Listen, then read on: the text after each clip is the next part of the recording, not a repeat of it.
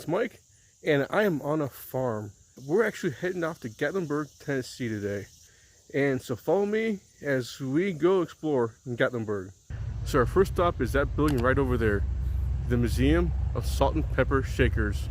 That's right, there's a museum for salt and pepper shakers here in Gatlinburg, Tennessee. So they're saying they have over 20,000 pairs of salt and pepper shakers. So let's count them. So I'm looking at the plastic section, and I noticed that there's some here that remind me from my childhood, but they're not the Tupperware ones, but they have one that's similar to those. And they are down here in the bottom shelf. I'll show you those here. So these type I remember as a child. They're kind of like, I guess say from the 70s and 80s, maybe 60s, but they were kind of like Tupperware. Except ones we had were like orange and I think yellow at the time, and they had little lids that flipped off, just like those. And then some of these have businesses' names on too, so I'm guessing they probably gave them out as promotional items, is what I'm thinking. Like this one here says Hello Oil Company with Shell Oil products from Iowa. And then there's one down here, the little gas pumps for Esso, next to the little cool lawnmower. And of course you got Mr. Peanut. He's a little red, but there he is, Mr. Peanut. Now if you look, these ones say, caution, don't use too much salt, and stop. Too much pepper ruins good cooking. That's pretty cool that they put warning labels on the salt and pepper shakers. And of course you got your Coca-Cola salt and pepper shakers. You got a whole bunch here. I mean, you got your bottles, your jukebox, you got your cans, you got your soda. And of course you got your fancy Coca-Cola salt and pepper shakers right there. Now that is pretty refreshing.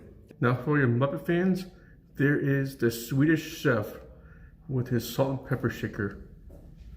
So you got your French salt and pepper shakers, like the Le Cordon Bleu. But as you pan over, you got various different restaurants, like Cafe Italiana. And then, look at that, McDonald's. Doesn't it look tasty? You got your salt, fries, down shakes, hamburgers, even the restaurant itself, and Ronald's shoes. Wow. I wonder if they put these on the tables at the restaurants or if these are just like giveaways. And to keep with the food theme going on here, you got your gumballs, you got M&M's, you got your pancake mix and maple syrup. It's like, oh my goodness gracious.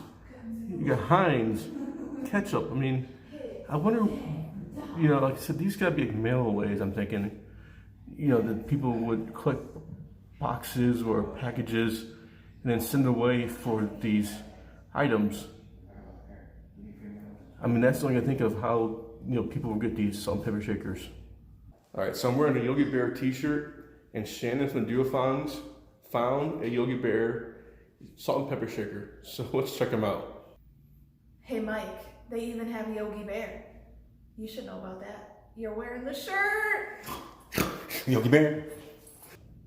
So there he is, Yogi Bear and Ranger Smith. Looks like Ranger Smith's a little upset though, Yogi Bear, for maybe stealing those picnic baskets. Now that's pretty cool. Got Taz and his girlfriend there. Looks like they're getting married next to Betty Boop. And Taz looks kind of surprised by the whole thing. Yeah. Like he has, you know, he's unsure about the whole thing, what's going on.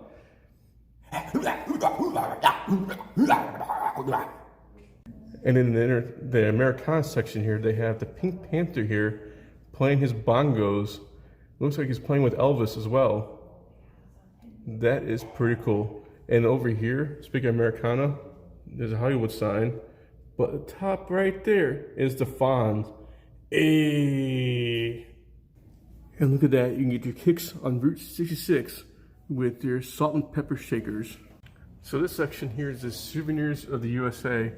You got your Beatles. I'm not sure why they're considered souvenirs of the USA, but that is pretty cool. And then you got stuff from Hawaii. You got your oranges from Florida. You got your various states. You got Lincoln and Mount Rushmore. So as we're getting towards the end, we have more modern salt and pepper shakers. And these are pretty cool. You got your Looney Tunes, your Garfield, your Snoopy. It's like Sesame Street. You even got Kermit the Frog and Miss Piggy. And Doctor Who with the TARDIS and a dialect. That is pretty sweet. And speaking of sweet, you got Popeye there with Sweet Pea.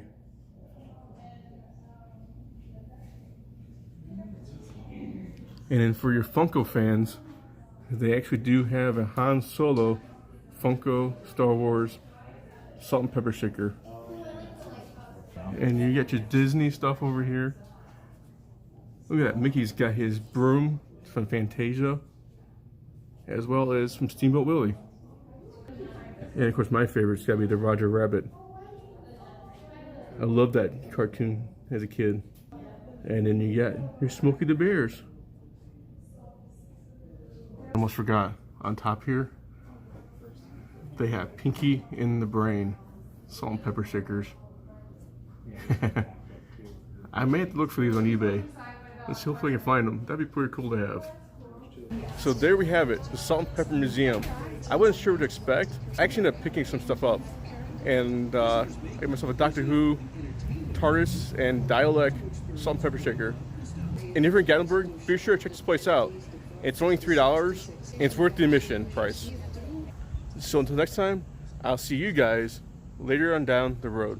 There's quite a bit of bugs, as you can see. It's Coca-Cola Classic. Exactly. Looks like Ranger's Smith's a little upset though, Yogi Bear, for maybe stealing those picnic baskets. Or as Yogi would say, I got to steal me picnic. You ready? Yeah. Mike, they even have Yogi Bear. Yogi Bear.